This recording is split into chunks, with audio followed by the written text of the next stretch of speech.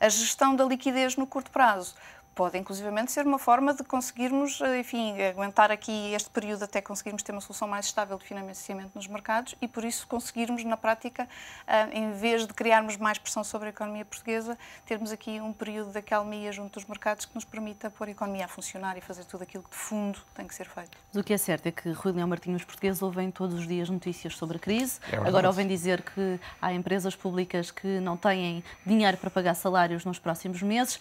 Precisam de ouvir uma boa notícia. O que é que se pode dizer aos portugueses como sinal de esperança? Eu penso que a grande notícia que se daria aos portugueses era, como fizemos noutras vezes na nossa história, e veja casos diferentes, mas em que houve um crescendo de unidade, como foi, por exemplo, o caso da independência de Timor, que me recordo agora, ou outro tipo de casos em que conseguimos congregar as várias vontades e as várias forças da sociedade portuguesa, da sociedade civil e da sociedade política. Eu penso que neste momento, e até na esteira exatamente do que estamos agora a ver dos responsáveis dos bancos, tem que se criar uma maior unidade. Mas esse exemplo terá que vir de cima. Tem que vir de cima, tem que vir sempre do topo, mas é o momento de o fazer. Os portugueses vão compreender que mesmo forças políticas que têm alguma rivalidade, que são adversários, que têm programas diferentes, se unam para este momento que começa a ser um momento de emergência do que se estivermos todos divididos. Porque divididos não vamos a lado nenhum e neste momento é necessária essa unidade, essa convergência, que não quer dizer que seja uma unicidade,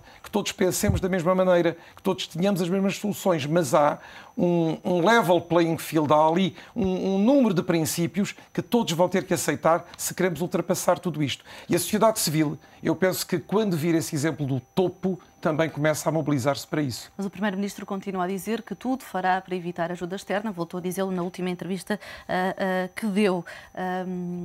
Espera uma mudança de posição por parte do Primeiro-Ministro? Eu penso que os homens podem sempre evoluir e as pessoas têm sempre capacidade de, sem se desmentirem a si próprias, poderem evoluir nas suas opiniões, consoante exatamente também é a conjuntura e as coisas que estão a passar, como neste momento, em que efetivamente todos os dias, como diz, há mais notícias relativamente preocupantes, umas mais, outras menos, umas às vezes são episódios que são aproveitados também para uma onda de maior alarmismo e nós não nos podemos deixar, digamos, entrar em situações de pânico nem de alarme, mas temos que ter esta consequência de toda a situação, é que precisamos dessa convergência, dessa unidade e para isso, a partir do topo e, claro está, do Governo, que continua um Governo a gerir o país, precisamos exatamente de uma posição que seja uma cedência, digamos assim, àquilo que o país precisa neste momento, que é pedir dentro do quadro da União Europeia auxílio, que outros países poderão fazer. Mas esse auxílio virá sempre com o FMI.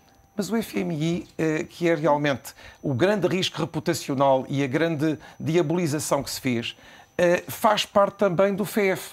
E nós, que também já várias vezes foi explicado, o Portugal é um membro do FMI de pleno direito e paga até para o FMI e, portanto, tem direito, quando é necessário, a solicitar o seu auxílio. Por outro lado, e vimos já isso, eu também já citei isso várias vezes, das vezes em que o FMI esteve em Portugal, com outras conjunturas, com outra integração de Portugal, que ainda não estava na União Europeia, nós conseguimos resolver determinado tipo de problemas e até controlar despesa e fazer depois crescer o país. O caso mais recente, que todos conhecemos, é o do professor Hernani Lopes com o Dr. Mário Soares. Mas antes desse, também nos anos 70, no final, também houve uma intervenção do FMI. Eu pensei que nessa altura a questão da figura do FMI não estava desta maneira tão evidenciada e tão diabolizada como está hoje. Foi feita deste auxílio, que é um auxílio que outros países possam ter dentro e fora da União Europeia, em todo o mundo, foi feita uma diabolização tão grande que neste momento é sempre com alguma negatividade que se olha a qualquer auxílio vendo, epá, lá vem o FMI. Maria João, será que quanto mais tardarmos em pedir ajuda externa, se de facto esse pedido se efetivar, mais exigentes vão ser as condições impostas por quem nos vai ser ajuda, portanto, à partida, também pelo FMI? Neste momento, as indicações que temos é que, efetivamente, o caminho que estamos a fazer é esse. É um caminho que, não apresentando sinais de consolidação, de melhoria, não apresentando, apesar de tudo, boas notícias suficientes para acalmar os mercados, o que vai fazer é com que a pressão naturalmente se vá acumulando. O próprio subir das taxas de juros que temos que estar a pagar para estes financiamentos de curto prazo é pressão acrescida sobre a economia e, portanto, é natural que esse caminho de pressão crescente se continue a acentuar. E é natural também porque, vamos lá ver, quando nós temos a noção de que precisamos de pedir ajuda, quanto mais pressionados estamos no momento em que pedimos essa ajuda, menos capacidade negocial temos para estabelecer as condições dessa ajuda. Porque a questão não passa só por pedir ajuda, mas também pela forma como ela vai ser negociada. Por que é que era importante negociar nesse pedido de ajuda?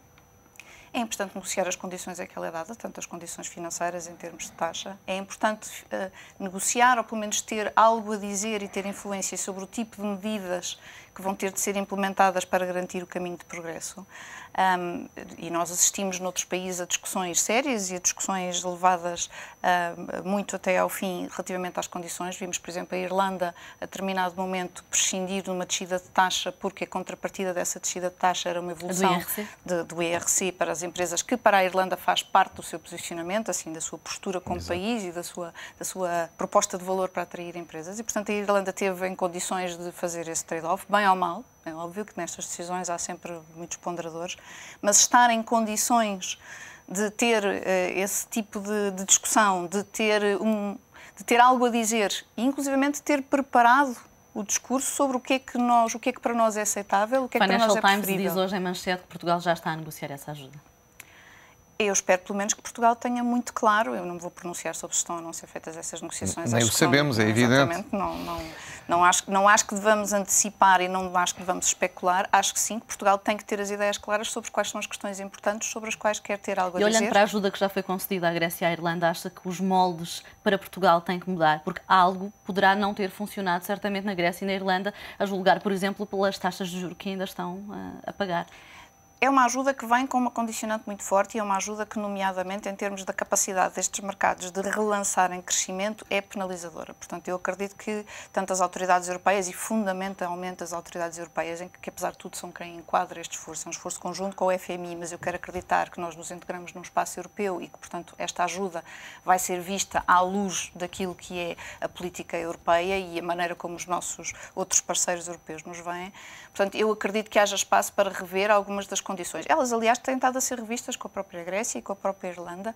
Não deixam de ser condições duras e eu acho que temos de ter isso presente. Ontem Ricardo Salgado dizia que pedir ajuda externa pode tranquilizar os portugueses antes de voltarem às urnas, antes das próximas eleições de junho. Acha, de facto, que esse pedido de ajuda vai tranquilizar o eleitorado ou, pelo contrário, vai lançar esse pânico coletivo do que há pouco falávamos? Eu não acho que deva haver aqui uma questão de pânico coletivo. Eu acho que é o contrário, exatamente.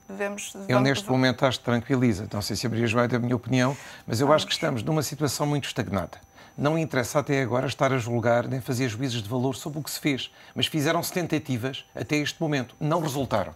Temos aí os ratings que, queiramos ou não, definem os mercados e definem o interesse dos investidores por um mercado como Portugal.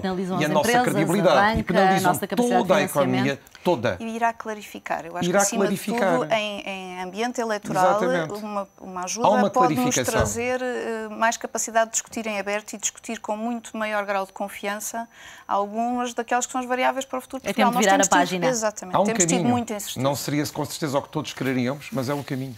Muito obrigada aos dois pela vossa análise e até à próxima semana.